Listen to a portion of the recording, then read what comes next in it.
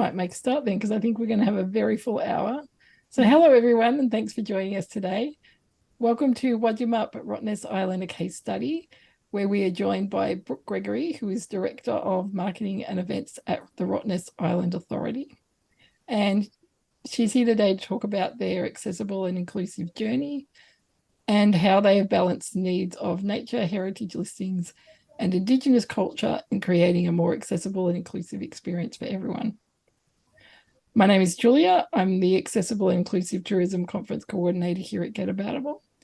And to start, I'd like to respectfully acknowledge the traditional custodians of the land that I am speaking to, of the Kulin Nation. Also the traditional custodians of Wadjemup, the Wadjuk people of the Noongar Nation, and acknowledge the traditional custodians of the land on which each of you are calling in from today. I would like to pay my respects to the elders, both past and present, and extend that respect to any Aboriginal or Torres Strait Islander people present here with us today. Sovereignty has never been ceded. It always was and always will be Aboriginal land. Something else I would like to do, especially when we're talking about accessibility, is to also acknowledge our leaders in the disability rights movement, who have and still are paving the way for equity. Just before we start, I've got a little bit of housekeeping. So we respectfully ask you to please keep your microphones muted and your cameras off for now. And just a reminder that this meeting is being recorded. Chat function is available for you to interact and ask questions during the webinar today. It does accept dictation through software like Dragon Naturally Speaking. We will be taking questions towards the end of the session. You will be able to ask them in the chat or use the raise your hand feature, and we will call on you where you will be welcome, if you feel comfortable, to turn on your camera and ask a question. Also, feel free to ask any questions during the presentation as we are collecting them, and we'll ask them towards the end. To access live captioning, if you'd like to use it, just click the show captions icon CC in the meeting controls toolbar. Depending what you're using, it could be down at the bottom on your desktop. And if you are having issues, please just ask in chat and our producer Manon can assist you.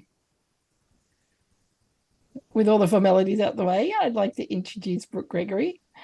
Brooke has more than 25 years of experience in the travel and tourism sector and specializes in consumer, partnership and trade marketing across global markets. Welcome, Brooke. Thank you for being here today. Thanks, Julia. Thank you for having me. Great. And I'll let you kick off your presentation. Awesome. Thank you so much. Thanks so much to the Get About Able team for inviting us along today to talk to everyone about Wadjemup Rottnest Island. Before I begin, I would like to acknowledge the traditional owners of Wadjemup, which is Rottnest Island, the Wadjuk people of the Noongar Nation. I pay my respects to the elders past, present and future. And I also especially pay my respects to the men and boys who lie beneath the sands of Wadjemup, and who's the descendants who lost them. So I will explain a little bit more about the Aboriginal history of the island as we go through today. I'm just going to share my screen because we have done a little presentation. Okay, so who are we? Sorry, I'm just trying to get the screen to work. All right, so who is the Rottnest Island Authority? So the Rottnest Island Authority is actually a state government agency here in Western Australia, and we manage an island called Wadjemup Rottnest Island. It is found just off the coast of Perth in Western Australia, and we have the responsibility around the management of the island, so looking after the flora and fauna, protecting the natural environment, and providing recreational holiday facilities. We are a part of a larger government agency called the Department of Biodiversity, Conservation and Attractions. And we actually we have a board, and we also report to the Minister for Tourism. So I think in terms of we manage the island, and that's all our responsibility. But we do have a fairly sort of broad remit in the sense that we do actually make power and water. We operate an accommodation facility. We operate a bike hire store. We also are a commercial landlord to all of the commercial businesses that operate on the island. And then we also undertake destination marketing as well. So the purpose of today's session is really to give you an overview of the work that RIA has done and continues to do to improve accessibility of visiting the island. So unlike most government agencies, we are actually largely self-funded. So to fund all of the capital works on the island, visitors are actually charged an admission fee. And then on top of that, we operate the commercial entities that I mentioned, the accommodation and the hire business. And then we sort of have the government side of our work as well. So our policy on access and inclusion is to ensure that everybody in the community is able to access, use and enjoy the island and the associated facilities provided by the RIA to the extent that our resources allow us to do so. So today I'm going to give you an overview of the island and what journey we have been on and what is ahead for us. So this slide is actually a picture of Bathurst Lighthouse at sunrise. So we actually have the sun that rises on the eastern side of the island for us, which is actually where the main settlement is. So the island is about 30 minutes ferry ride from Fremantle or Hillary's, and you can also leave from Perth. And Wadjemup is the Noongar name for the island, and it is a culturally significant place for the Wadjak Noongar people. And that is because the island was historically actually linked to the mainland, and we actually do have artefacts on the island that are dated over 50,000 years old, and you can actually see some of those in our museum that we have on the island. But during colonisation, the island was also used as a place of incarceration for Aboriginal people. It is actually one of the largest death in custody sites in Australia, and I referenced earlier the men and boys that are still buried on the island, because we do have a large Aboriginal burial ground on the island as well. So having a connection to culture is a really important thing that we encourage all visitors to undertake. And we have a fantastic museum called the Wadjemup Museum to be able to learn about the history and also the cultural and spiritual significance of the island.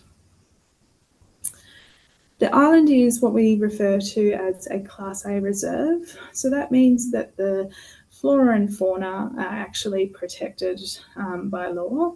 There's 63 beaches and 20 bays of the island. And the island is quite unique in the sense that it's largely vehicle-free. And we also have the iconic species, which you may have heard of, which is the quokka. And that's unique to Western Australia. And the island actually has the largest known quokka population in the world. So the next slide is around travelling to Rottnest Island, and the picture here is of the ferries arriving at the main jetty in Thompson Bay. So getting to a destination and understanding what amenities are available are important. for everyone to be able to plan accordingly. As I mentioned earlier, all visitors that travel to the island pay an admission fee.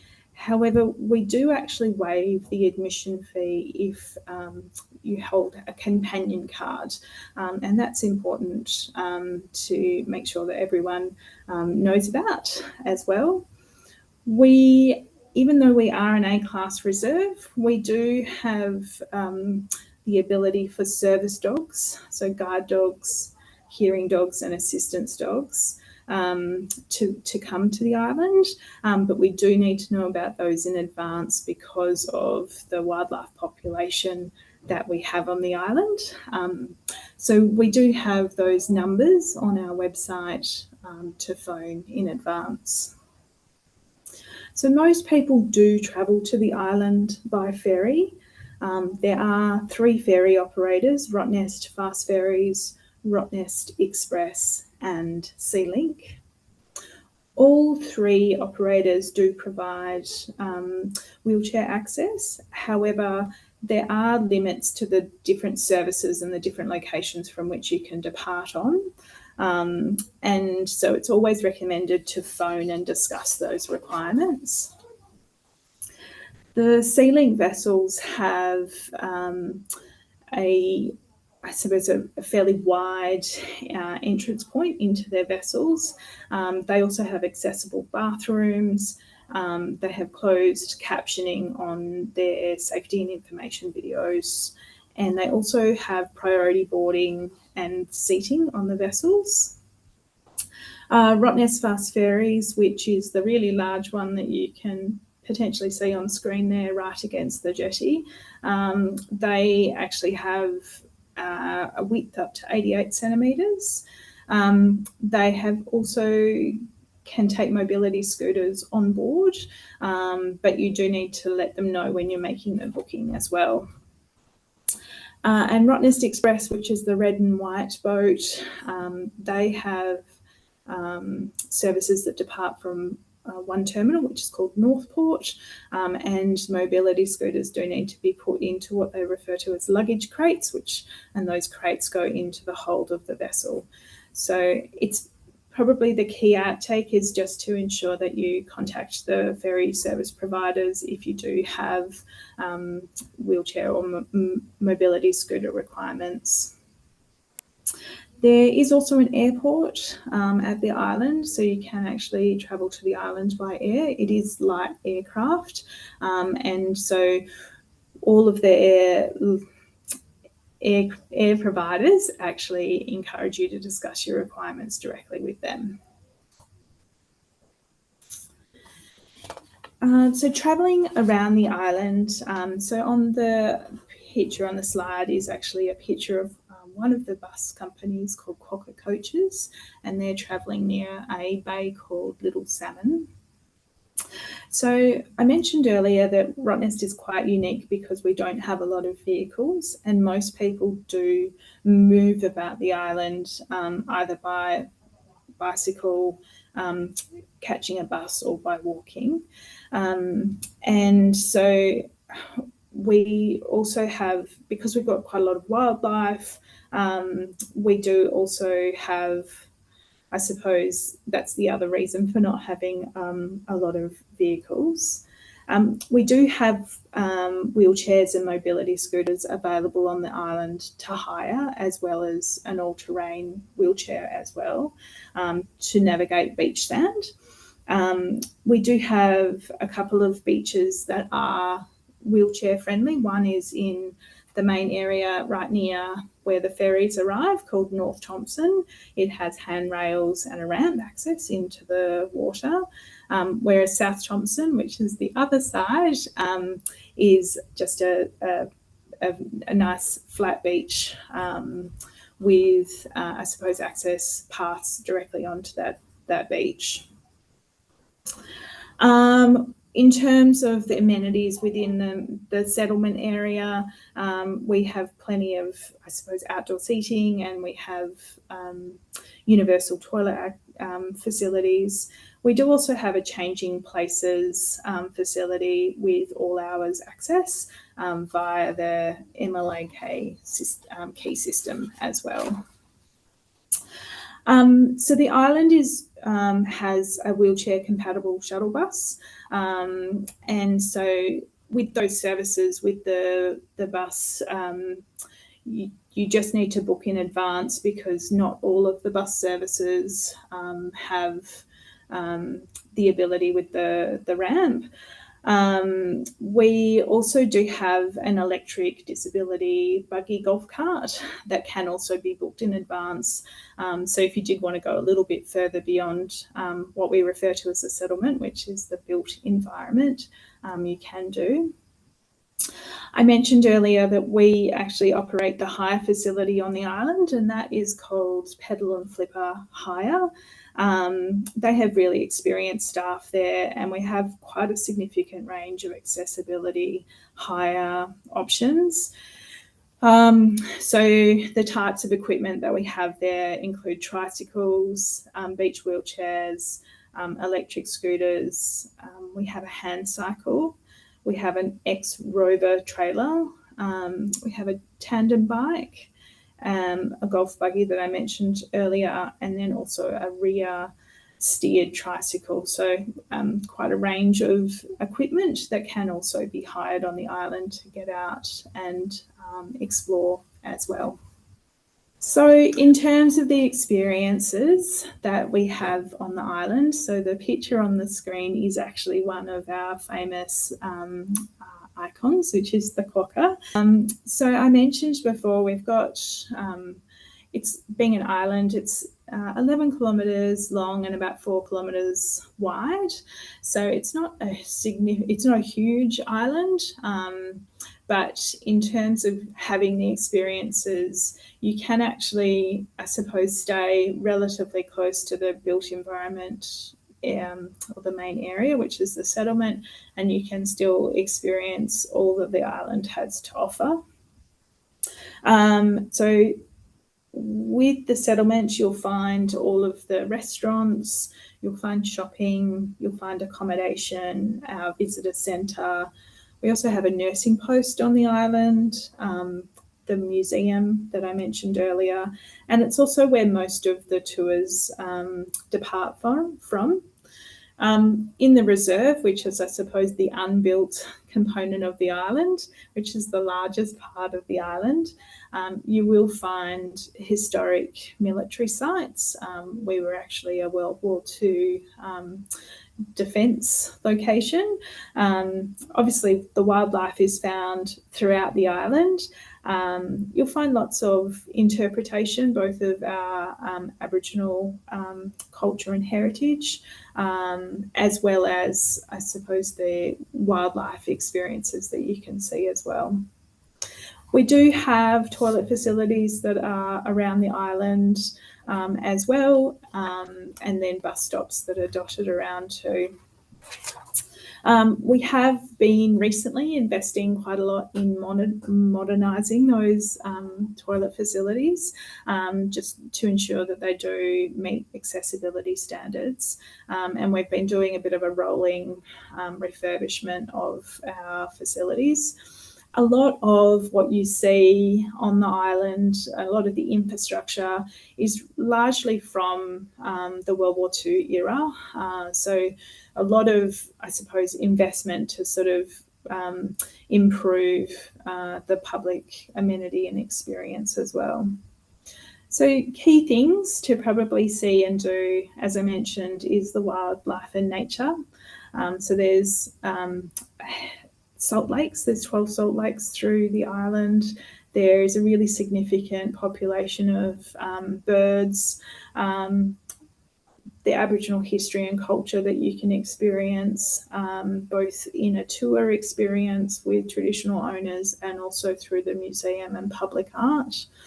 The military history that we have, and then the aquatic and coastal. So we're actually the southernmost point in Western Australia of the Lewin Current, which means that we actually have corals and fish that you can't actually find elsewhere, and even in the Perth metro area. So we're quite lucky.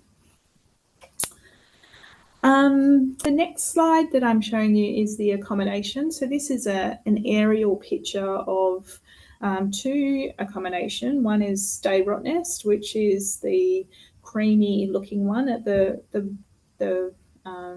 bottom of the picture, and then the top picture there is an aerial of the Samphire Rottnest. Both of these hotels are actually located in South Thompson. So the accommodation on the island is quite wide and varied, and we do have a number of precincts, and you can probably see as in the top of the picture there that those buildings continue all the way around. So Rottnest Island Authority operates Stay Rottnest, which is self-contained accommodation. And we've actually renovated 8 units to have ease of use access for visitors with mobility impairment. And then we also do have the private commercial operators of Samphire Rottnest, which is a hotel, and then Discovery Rottnest Island, which is a glamping facility that also have accommodation options that are wheelchair friendly. In terms of Stay Rottnest, which is operated by Rottnest Island Authority, we have, I suppose, with our units that we have available, we have got a reservations team that are really, I suppose, available to sort of talk through any sort of specific needs that we can actually then accommodate. So if we do need to take out furniture or add extra bedding in, we can actually make that happen as well.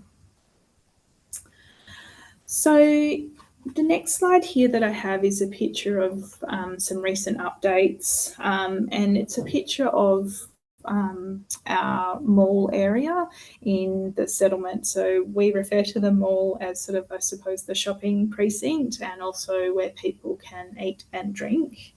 So in the last 5 years, we've had some fairly significant changes on the island with our open public space areas, and that's both with public, so government funding to make that happen, and then we've also had some private investment in the island for accommodation and restaurants as well. So the public investment that has been made, and I've used this picture of the settlement mall. This area has been completely repaved. So you can probably see that we've got a couple of heritage buildings either side. These actually, one of them used to be a stables from memory, and the other one used to be just a store. So they have had many uses over their lifetime, but the level of the mall was really uneven all the way through, and so we've got a number of commercial tenancies there. So essentially we came through and we levelled the whole mall to improve the access to those tenancies, and we removed all of the old and non-compliant access ramps, and replaced those obviously with the level paving. We also, right at the rear of the mall, have some decked areas for some cafes there, and we removed the non-compliant ramps and balustrading and replaced it with new decking and new improved accessibility access. We also have invested with some funds from the National Tourism Icons. We invested $1 million in refurbishing the Wadjemup Museum. And this is our culturally significant storytelling for the Rottnest Island Authority. So there we replaced, I suppose, the access into the Wadjemup Museum with handrails and decking. We also, when we were doing the interior design of the museum, we actually really looked at how we could create good space within the museum and flat levels. And then our exhibits also include audio stories and content in multiple formats as well. With these new facilities, particularly at the Wadjemup Museum, we've actually been able to have new exhibitions for cognitive and vision impaired visitors, which has been fantastic. And I've got a little case study to talk to in a little bit. We also, around the island, we have obviously a number of bus stops. Those bus stops we've started to upgrade those bus stops to actually have a step lip edge between the ground and the bus ramps. And so we've done that in a couple of locations now, and that again is sort of a bit of a rolling program as we come through areas where we do see that we do need to do that.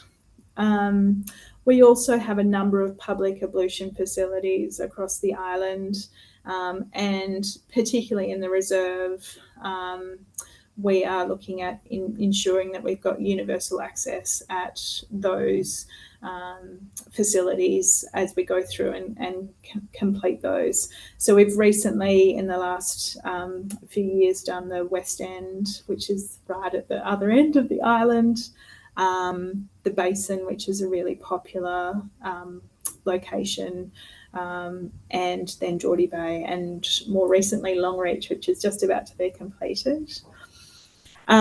We also have installed a brand new boat jetty, which we call the fuel jetty because that's where you get your fuel. And in that, we've actually included a multi-level platform with a access ramp as well. And then also too, in the I suppose planning for visiting, we also have launched a new website, rottnestisland.com, in December last year, and that also is to improve our accessibility in terms of that web access as well. We also have a foundation partner, a charitable partner, which is called Rottnest Foundation, and they actually also have made investments with us, and they actually got a grant for the all-terrain wheelchair and walker in 2021. So that's been fantastic. We've added that to our higher facilities program as well. And then the private investment I mentioned before, the accommodation on the island is all, the private sector is all relatively new. So in 2019, Discovery Rottnest Island, which is the glamping tents, they opened in March 2019. Samphire Rottnest, which is another hotel that opened in October 2020. So with those new developments comes more accessible room stock for the island as well. So I'm moving on to our case study. I've got a picture here of some data workshop participants just outside the Wadjemup Museum. So in 2022, we actually partnered with Disability in the Arts, Disadvantaged in the Arts Australia data, and we formed a partnership with the Wadjemup Museum to develop an exhibition that would provide a platform to facilitate access and connection to the island for emerging Aboriginal artists with disability. So the exhibition that we developed with those artists was called Quokkas, meaning good spirits in the Wadjuk Noongar language. And this highlighted the works of 4 Aboriginal artists working with data, so increasing the cultural activation through the museum as well.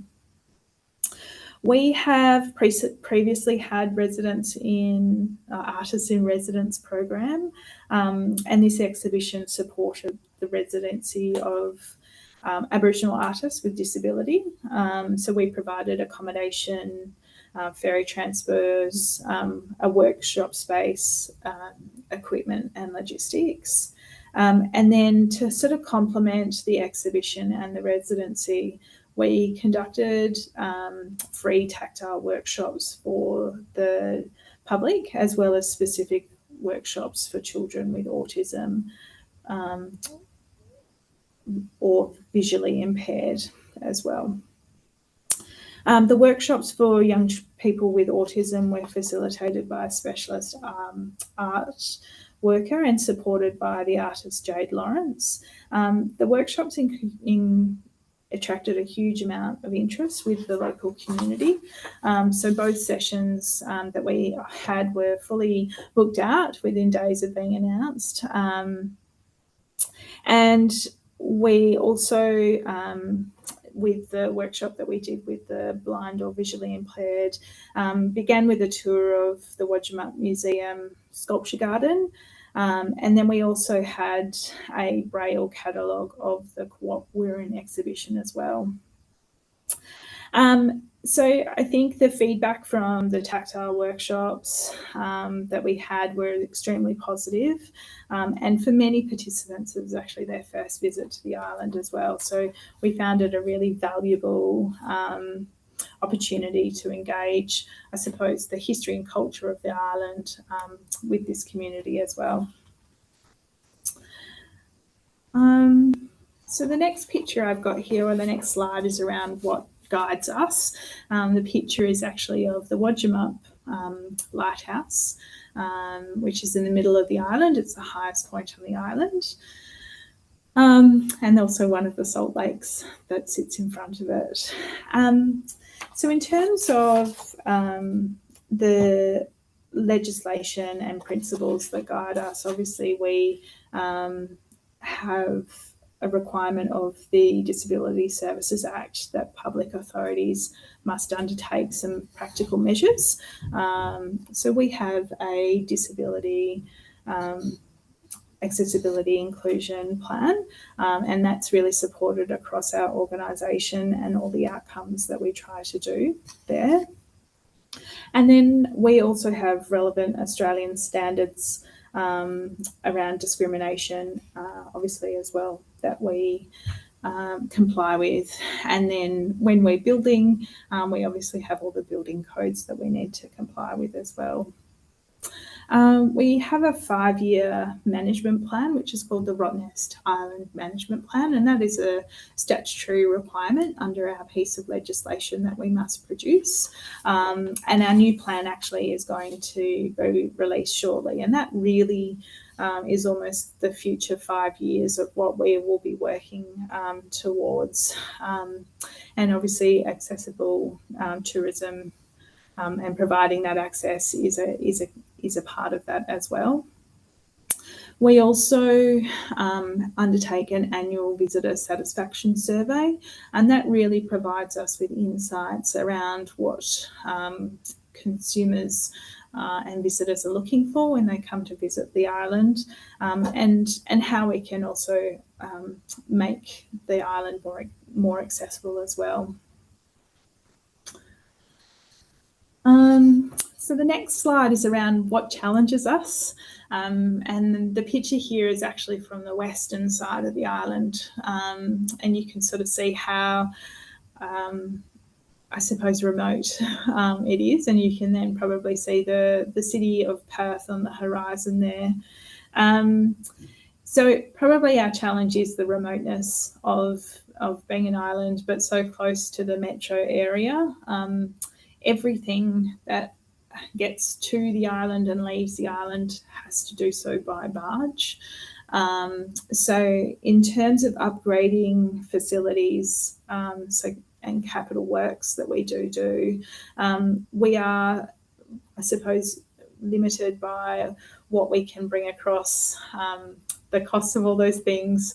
But then also too, the other thing is really around when we actually do our works. We do try to keep our capital works sort of happening in the lower visitation periods as well. I mentioned earlier the challenges around the critical services that we have to provide. So as the Island Authority, we provide the power, the water production, the wastewater, the marine jetties. So those critical infrastructure, as I mentioned, a lot of those are quite aged, and that's sort of a big focus for the agency to ensure that those critical services also continue. And then I think also too, just we have a number of different stakeholders involved in the island to make sure that, I suppose, we do consult widely and to make sure our programs that we do are reflective of what the public is looking for as well. So the next slide here is around how we can improve, and it's actually a picture of the welcome sculpture that we've just actually installed in the last couple of years. And it is the sculpture that reflects an Aboriginal warrior with a whale breaching through the shield as well. The mamang, or the whale, is actually a really important cultural story of the island. So the Rottnest Island Authority is continually exploring opportunities to improve, I suppose, our access to like a wide range of the community, and I suppose in making sure that we've got access more specifically to the marine environment is something that we're really looking at how we can improve that.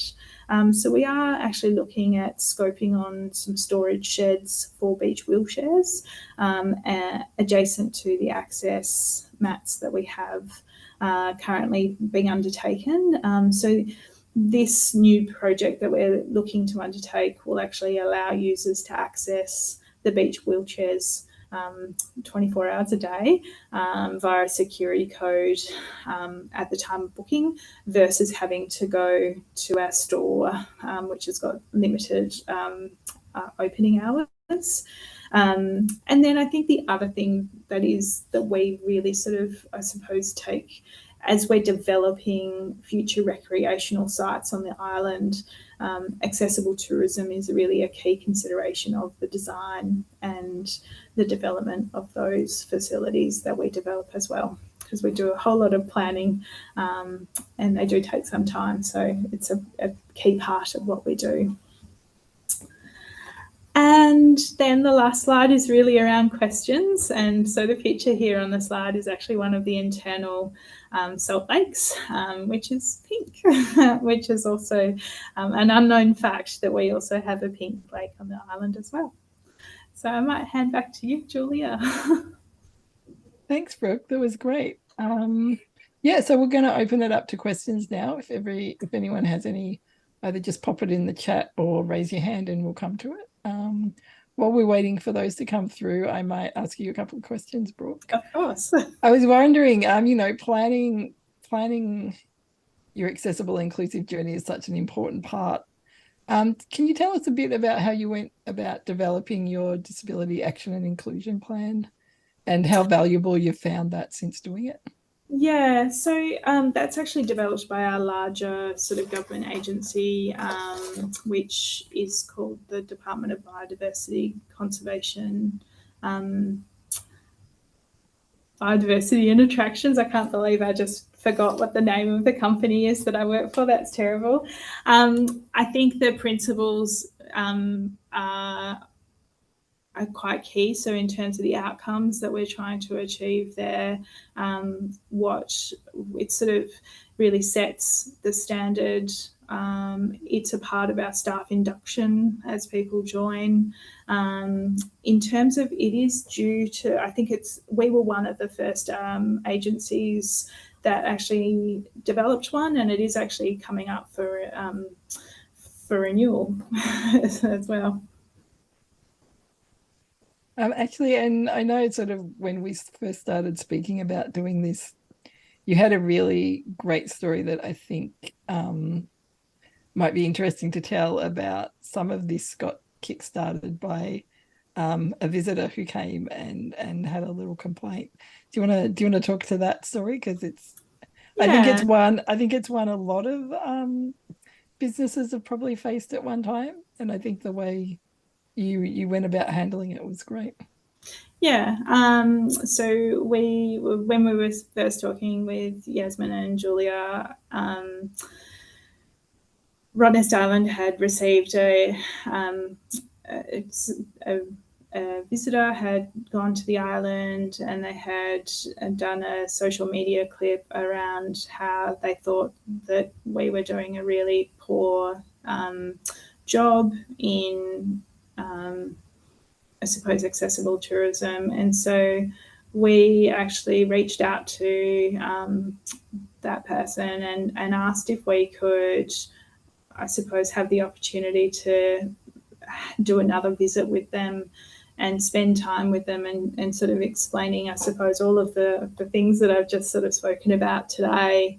And it was a really great opportunity for us to, I suppose, learn a bit more about, I suppose, from their perspective, and I think also too for them, they actually learn a lot more about what we have done and what we're planning to do.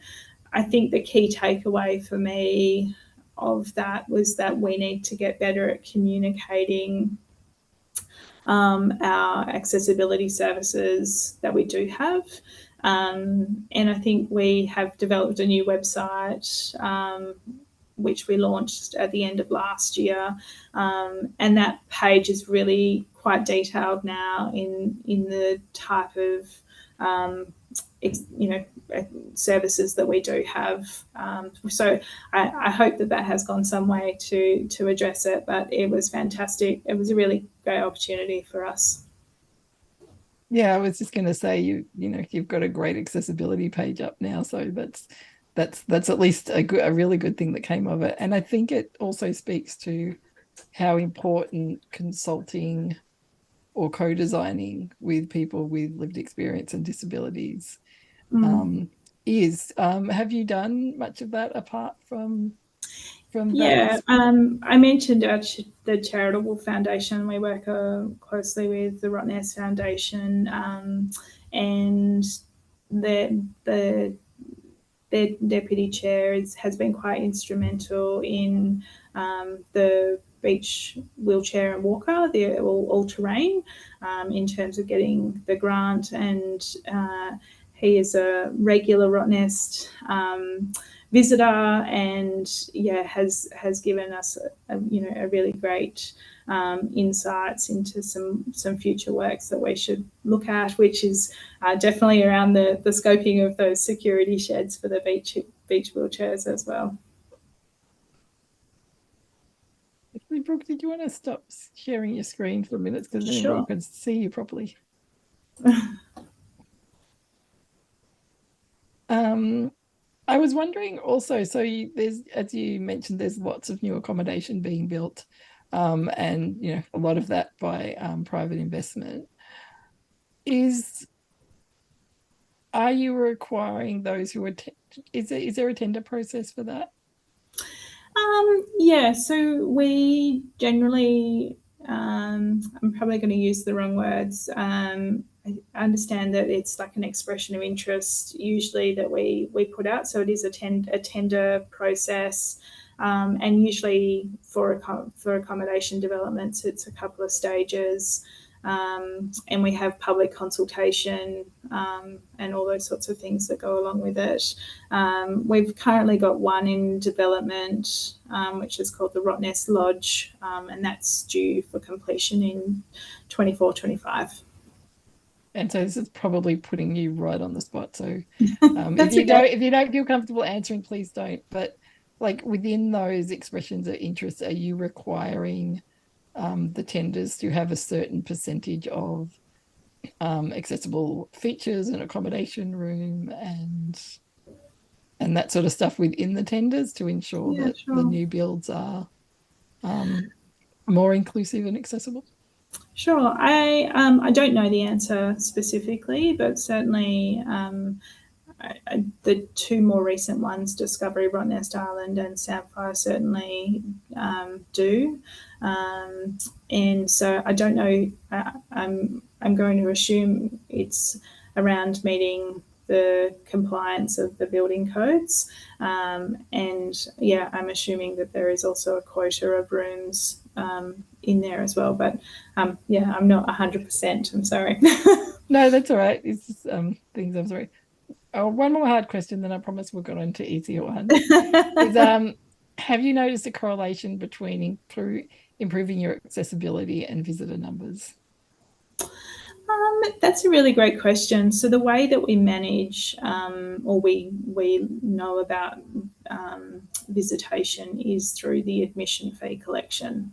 So for every ferry visitor that arrives to the island, we know that because we get a remittance from the ferry providers.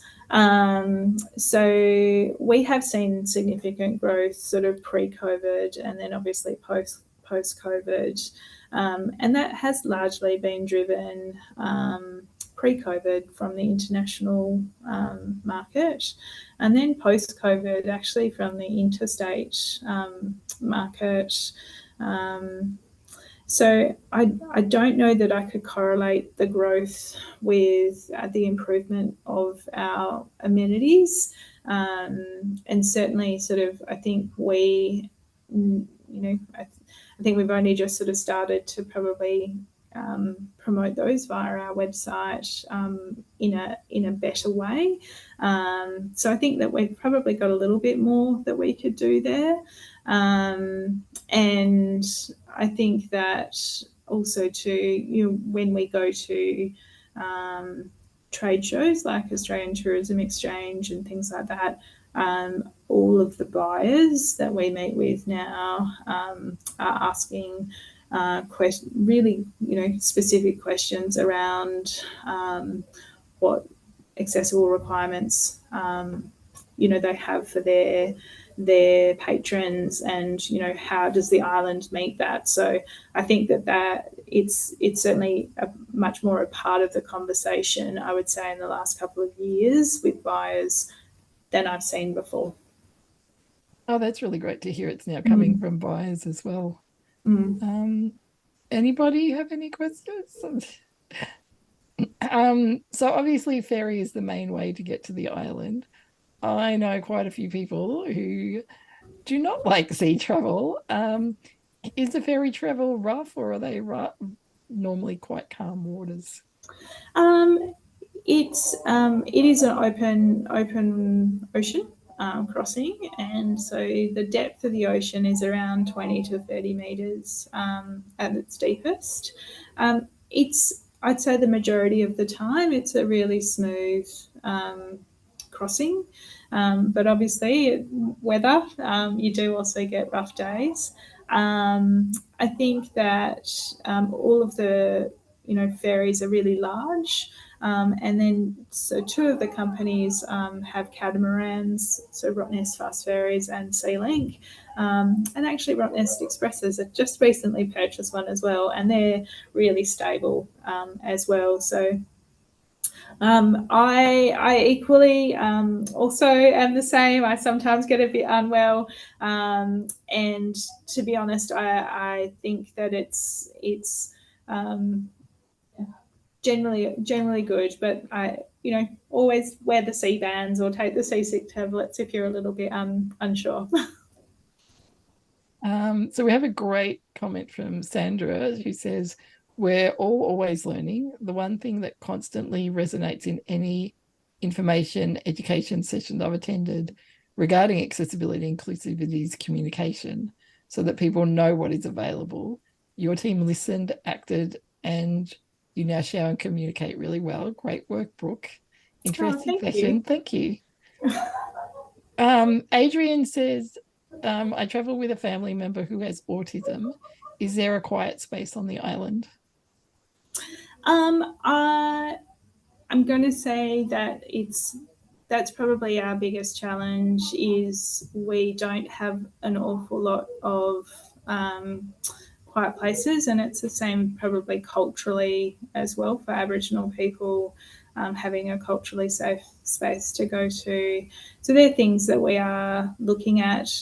We also have got, the provision of shade is also in demand as well. So we do still have a few things in that public amenity open space to work through for us. So you mentioned, sometimes the sea is rough, sometimes it's not. When is the best time to visit Rottnest Island? Look, it is a year-round destination. Probably in Perth, for those that haven't been before, we do have reasonably warm summers. But then we do actually have beautiful spring and autumn days, which are, lovely and sunny, and then cooler evenings. Our winter as well is not a traditional, probably wet winter. We typically have a dry winter. And so our winter period is really sort of that June, July, August timeframe. So I think it's also too like what time of, what people like to experience themselves. Like if you do love the heat, then come on over in summertime. But if you do like to sort of happy to be outside and snuggle up in your jumpers and your beanies, then maybe winter's better for you. So it operates year round. We do have different experiences year round. In the summertime, you'll see a lot more of the marine operators, so like boats and water activities and things like that. Whereas in the cooler months, it's probably more around the terrestrial experiences, so seeing the wildlife and those sorts of things. So we have a question from Claire. Have there been any improvements or projects promoted or inspired by feedback in your visitor surveys? Yeah, I think probably the biggest thing that we have correlated from the visitor surveys into projects has been our ablutions program. So improving our public toilet facilities. They were quite aged, and they weren't, and yeah, now we're sort of doing this rolling program, and it's great. It's great to sort of see. I'm very excited the island has changing places. It does. You mentioned there's Indigenous cultural tours with traditional custodians. Are they wheelchair accessible? So I would say that they could adapt their tour to be. They do start their tour on the beach for the welcome to country, and then they do a smoking and then a sand ceremony. And then they do a tour through the settlement, and they do sort of spend a bit of time at the Aboriginal burial ground, and then also at the prison, which is referred to as the quad. So I'm sure if you had a conversation with Go Cultural, I'm sure they could adapt where they go, because it's largely all on on footpaths. It's probably the beach access at the start that they would need to adapt. Yeah, one of the reasons I asked that question is I see a lot of places, and it's something I would love to do, but a lot of the times they say they're not accessible. So I'm glad to hear that sounds like it could be adaptable, which is great. Mm. So final question before we sign off, because we're getting up to 5 o'clock, is what's the accessibility project you're most excited about that's coming up? I think the one is really around the beach access that we're really looking at, and sort of how to make it, I suppose, self-service, so that it's it can be when people want to go to the beach rather than when our store is manned and opened. So I think that's going to be a really exciting thing. And just as a side question to that, do you know if they're thinking about including a hoist in one of those sheds so people who need assistance transferring can do so? Yeah, Julia, I'm And, not sure. I'm not sure because I think we're right at the start of that, but it's a great thing for us to consider, and in that as well. So yeah, great. I'll definitely let the team know.